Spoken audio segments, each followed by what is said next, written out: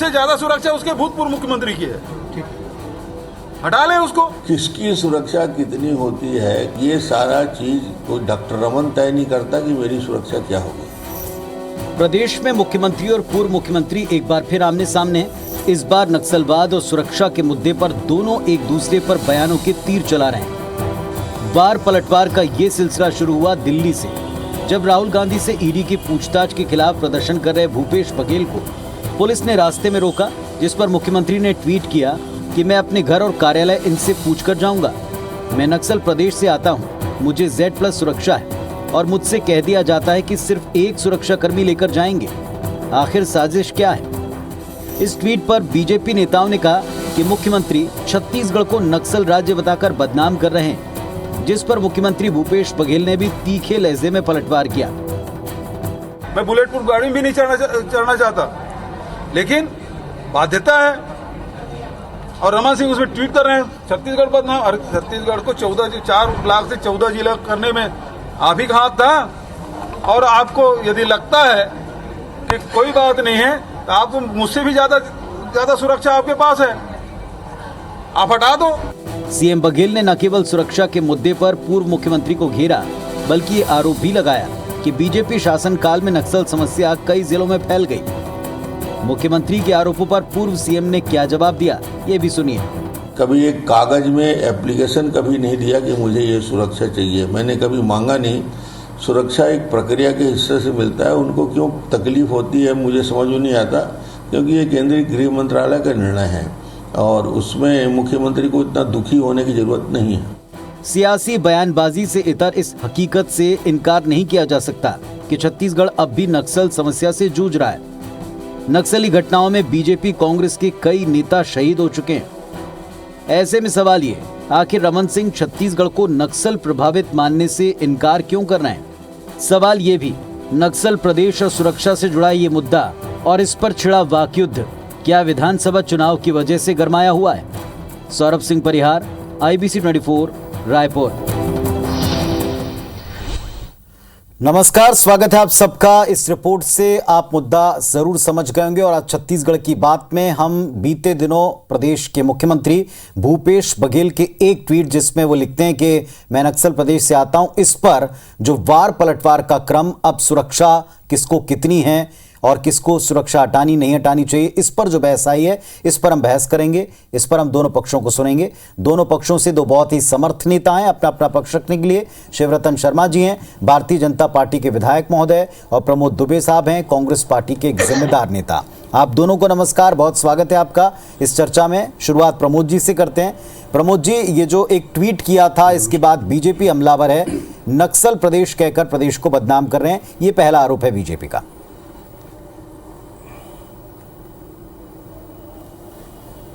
नहीं तो भारतीय जनता पार्टी के नेता ये प्रमाण पत्र जारी करते हैं क्या कि ये नक्सल प्रदेश नहीं है, या इसको कौन इसको सर्टिफिकेट बांटेगा या कौन इसको निर्धारित करेगा कि छत्तीसगढ़ प्रदेश नक्सली प्रदेश है या नहीं है? वर्षों से पुनीत जी, जब इस प्रदेश को नक्सलगढ़ के रूप में माना जाता था, माननीय डॉक्टर रमन सिंह जी जब थे तो उस समय 4 जिले से 14 जिले नक्सल प्रभावित हो गए थे और हमने तो अपने बड़े नेताओं को खोया है।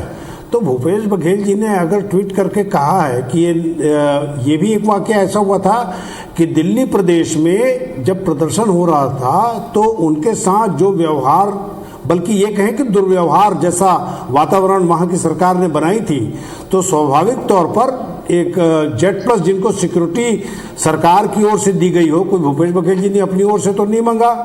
स्वाभाविक प्रक्रिया के तहत अगर कोई मुख्यमंत्री बनता है तो उनको जिस प्रकार की सुरक्षा निर्धारित होती है ये गृह मंत्रालय तय करता है और वहाँ के जो पुलिस प्रशासन होती है वो तय करते हैं कि किसको Z होना चाहिए, किसको Z+ होना चाहिए, किसको Y होना चाहिए।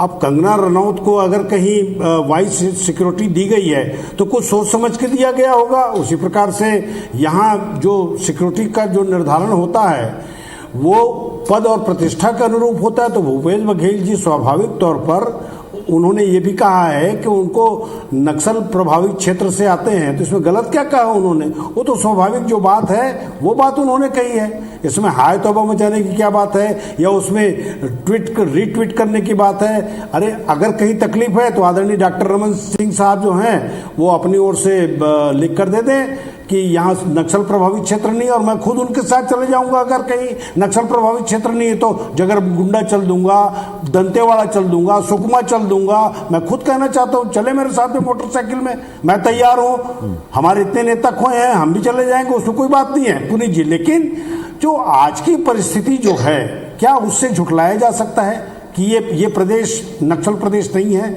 और स्वाभाविक तौर पर भारतीय जनता पार्टी को इसलिए तकलीफ हो रही है क्योंकि वहां स्कूल खोलने लगे, जो 400 स्कूल बंद थे, तेंदुपत्ता के 4,000 रुपए उसको लेबर लोगों को मिलने शुरू हो गए। 65 रुपए का जो काजू था वो 350 में बिकने शुरू हो गए।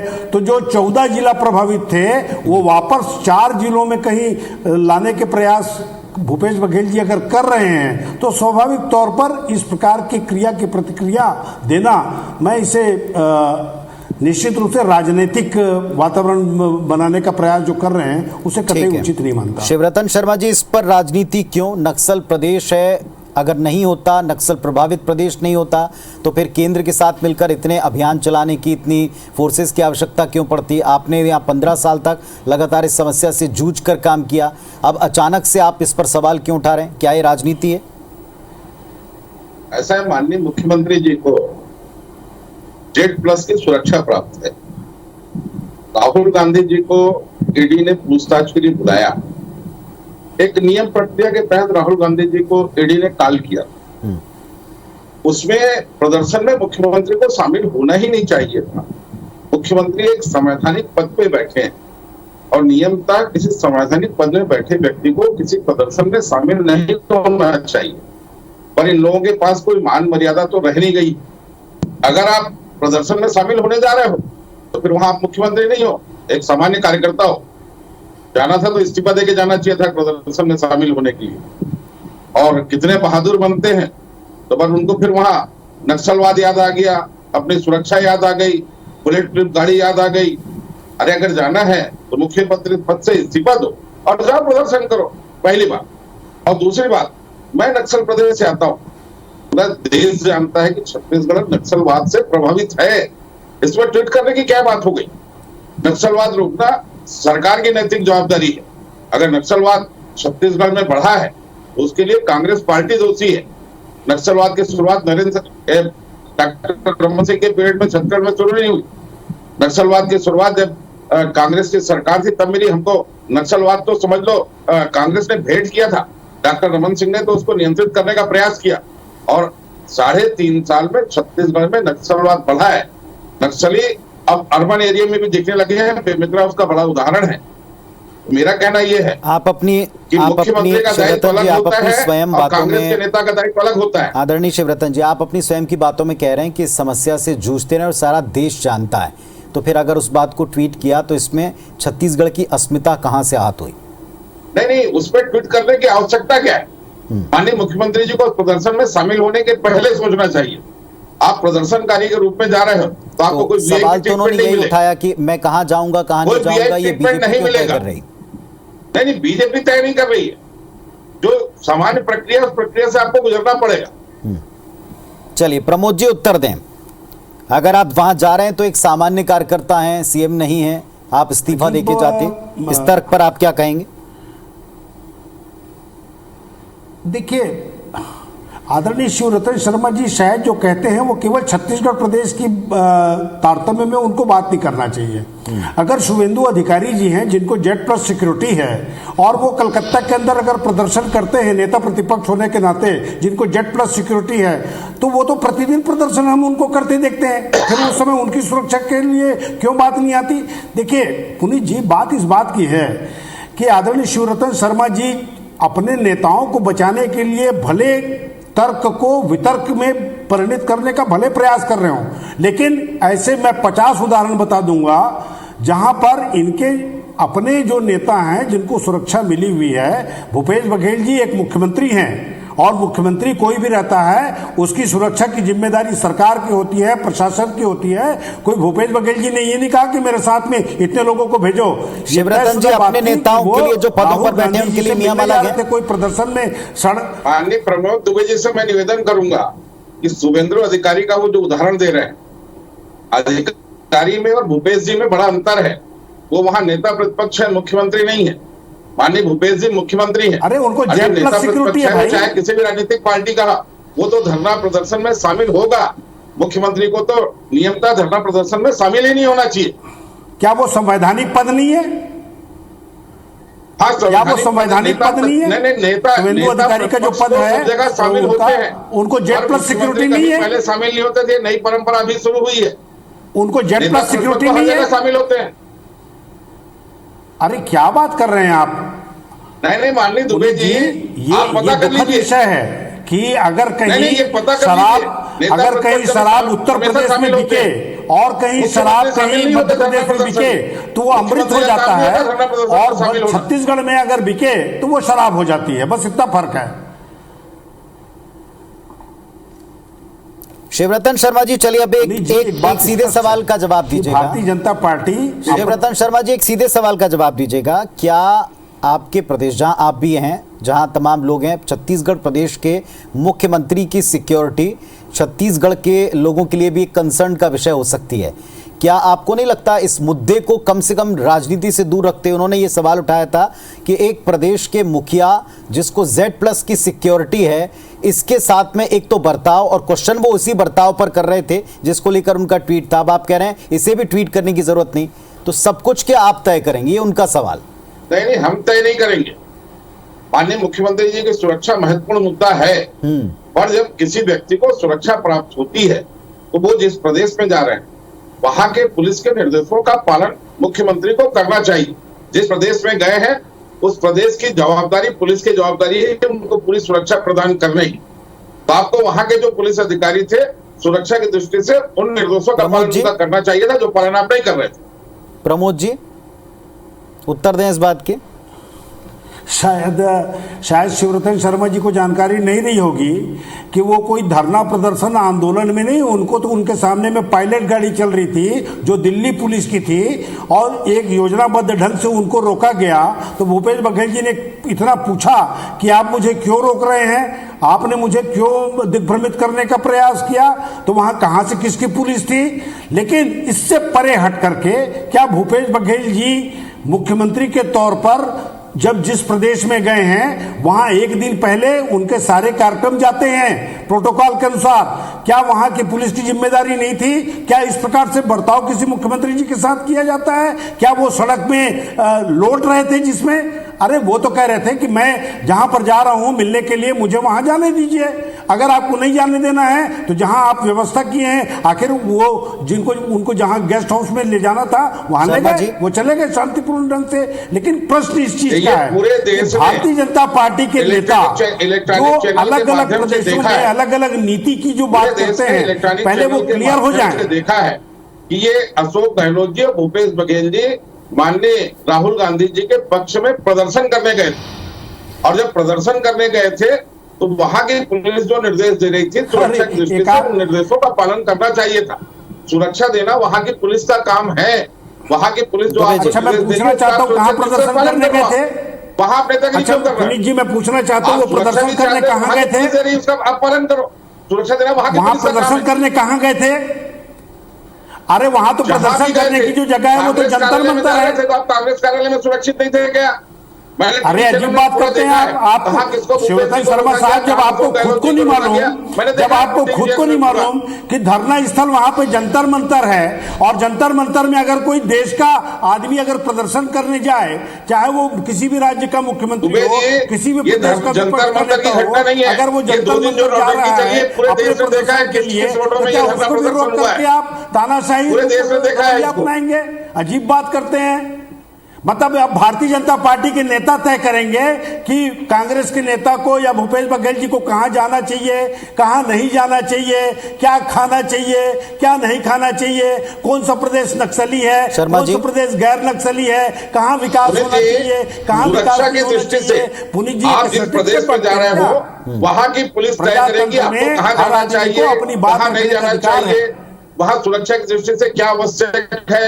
आप जिस प्रदेश में गए हैं वहां की पुलिस तय करेगी और आपको सुरक्षा की दृष्टि से उन बातों का पालन करना चाहिए। उसी बात को तो उन्होंने पूछा शिवरतन शर्मा साहब। चलिए अब एक और सवाल के साथ मैं लौटता हूं।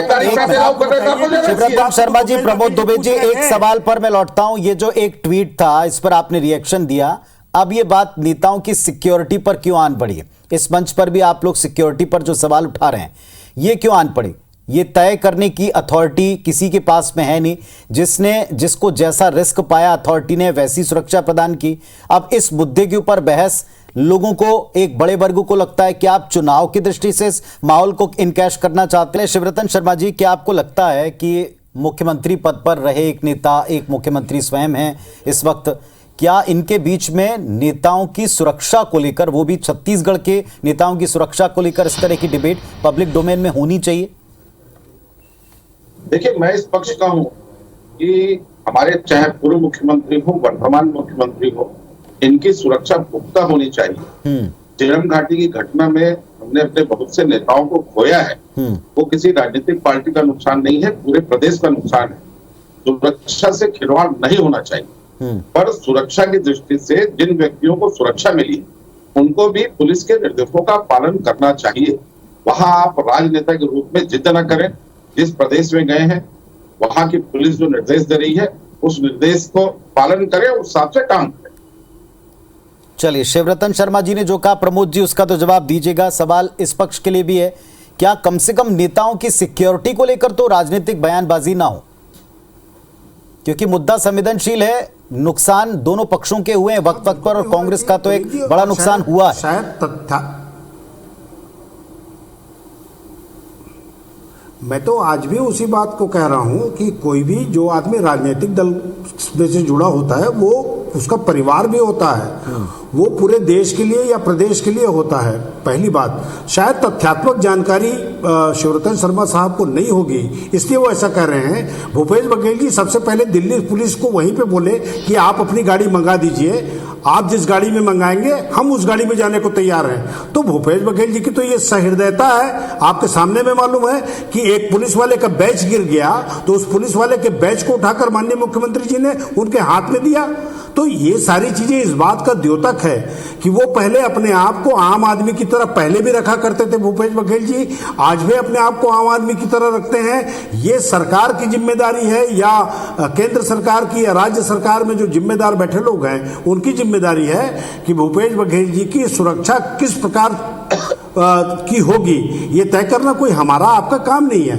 जो उनका पद है, जो उनका ओहदा है, जो जिस प्रदेश से वो जाते हैं और जिस प्रदेश में वो जाते हैं, निश्चित रूप से ये उनके उसमें होनी चाहिए, उनकी सुरक्षा की जिम्मेदारी। शर्मा जी, कम से कम इस मुद्दे को सियासत से दूर रखते, अगर कटाक्ष करना था, प्रदर्शन को लेकर कुछ कहना था, कांग्रेस को लेकर कुछ कहना था, कई तरीके हो सकते थे। नहीं, शुरुआत माननीय मुख्यमंत्री जी ने की। माननीय मुख्यमंत्री जी ने ट्वीट किया कि मैं नक्सलवाद से आता हूँ, क्या इनसे पूछ कर जाऊंगा। अरे आप किसी प्रदेश में गए हो तो सुरक्षा की दृष्टि से वहां की पुलिस जो करी उसके निर्देशों का पालन आपको करना चाहिए। नहीं, पर उनको उसी बर्ताव में उनको कुछ गलती लगी जिसको उन्होंने ट्वीट किया, उनको लगा कि उस बर्ताव में गलती है, त्रुटि है। कहीं कोई बर्ताव नहीं, उनको कहा गया कि आपको इस गाड़ी में जाना है, एक सुरक्षा कर्मी के जाना है, वहां की पुलिस की जवाबदारी थी प्रमोद दुबे जी, वहां के पुलिस के निर्देशों का पालन माननीय मुख्यमंत्री को करना चाहिए था, मुख्यमंत्री की धौंस नहीं बतानी चाहिए। प्रमोद जी उत्तर दें। धौंस बताने से क्या इस बात आदरणीय डॉक्टर रमन सिंह के पास, जिनके पास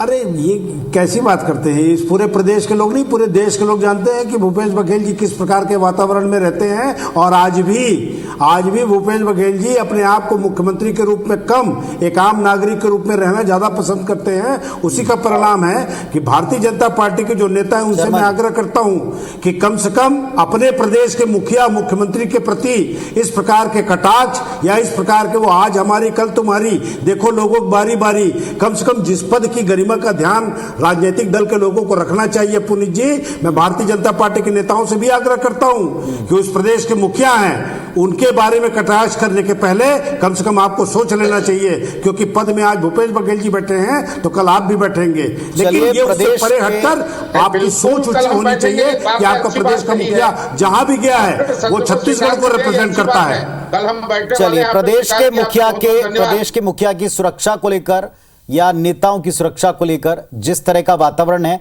उस माहौल को लेकर कम से कम राजनीति से थोड़ा बचा जा सकता था। ये पूरे प्रदेश के सामने जिस तरह की डिबेट और बहस छिड़ी इस एक ट्वीट को लेकर, इस पर हमने आज चर्चा की। दोनों पक्षों को सुन लिया है, जनता बेहतर तरीके से डिसाइड करेगी किसका पक्ष ज्यादा सही उनको लगा है। शुक्रिया आप दोनों का अपनी बात रखने के लिए।